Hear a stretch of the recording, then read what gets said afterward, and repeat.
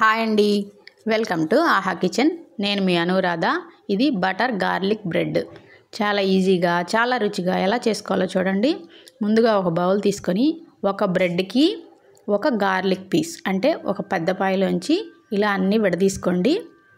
దానిలోంచి ఒక వెల్లుల్లి గర్భం అంటే ఒక్క బ్రెడ్కి ఒక పెద్దది వెల్లుల్లి గర్భం తీసుకోండి. ఒక్కటైతే కరెక్ట్గా సరిపోతుంది. ఇలా అన్నీ తురుముకోండి.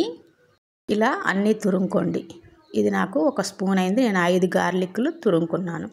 ఇప్పుడు మీకు కావాల్సినంత వెన్న వేసుకోండి.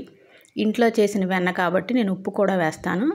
ఇవి రెడ్ చిల్లీ ఫ్లేక్స్, ఇవి డ్రై హర్బ్స్. ఇవి 2 కూడా వేసిన తర్వాత ఈ వెన్నలో ఉప్పు లేదు కాబట్టి నేను చాలా తక్కువ, ఒక్క 2 పించులు అంతే, చాలా తక్కువ ఉప్పు వేసుకుంటున్నాను. తర్వాత కొంచెం కొత్తిమీర, ఇవన్నీ కూడా వేసుకొని ఇవన్నీ బటర్లో కలిసేటట్టుగా బాగా కలిపేసుకోండి. కలిపి దీన్ని పక్కన పెట్టుకోండి.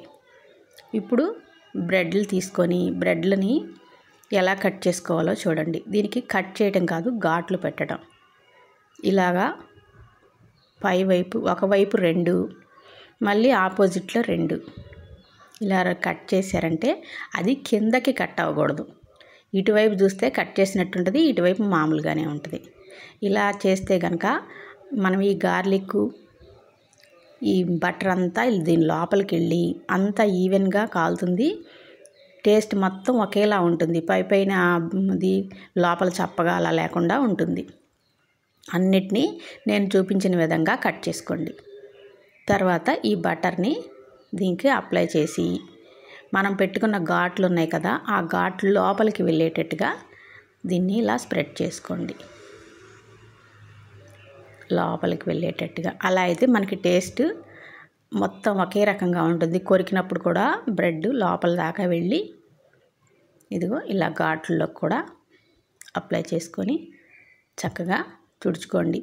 వెన్న మీకు ఇష్టం వచ్చినంత, ఎందుకన్నానంటే కొంతమంది ఎక్కువ రాసుకోవచ్చు, కొంతమంది తక్కువ రాసుకోవచ్చు. దాన్ని బట్టి వెన్న కలుపుకోండి.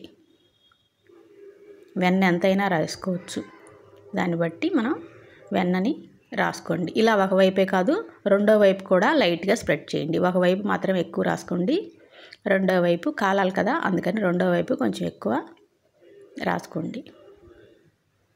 ఇలా అన్ని బ్రెడ్లకి మనం ఈ బటర్ని ఇలా అప్లై చేసుకోవాలి.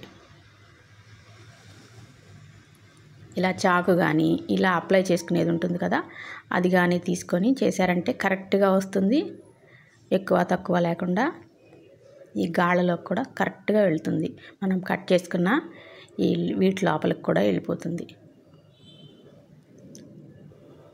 ఇలా 2 వైపులా రాసుకోండి.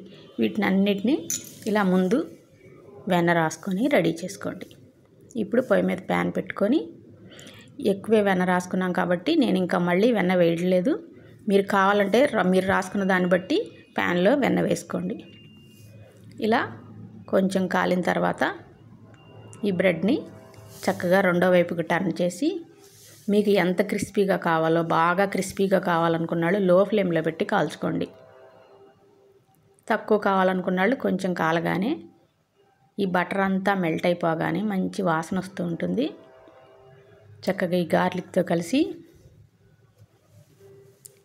ఇది చక్కగా బ్రేక్ఫాస్ట్లోకైనా లేదా స్నాక్గాలైనా చక్కగా తీసుకోవచ్చు. ఇలా 2 వైపులకి టర్న్ చేసుకుంటూ మీ కన్సిస్టెన్సీ ఎంత కాలాలో, గట్టిగా కాలాలన్నా లేదా మెత్తగా తీసేసుకోవాలన్నా దాన్ని బట్టి తీసేసుకోండి. ఇలా అన్ని బ్రెడ్లని చక్కగా కాల్చుకోండి. ఈ వంట కనుక మీకు నచ్చినట్టయితే నా ఛానల్ని లైక్ చేయండి, షేర్ చేయండి, సబ్స్క్రైబ్ చేయండి. ఇలా ఒక్కొక్కటి కాలిన తర్వాత తీసుకొని వడ్డించుకోండి.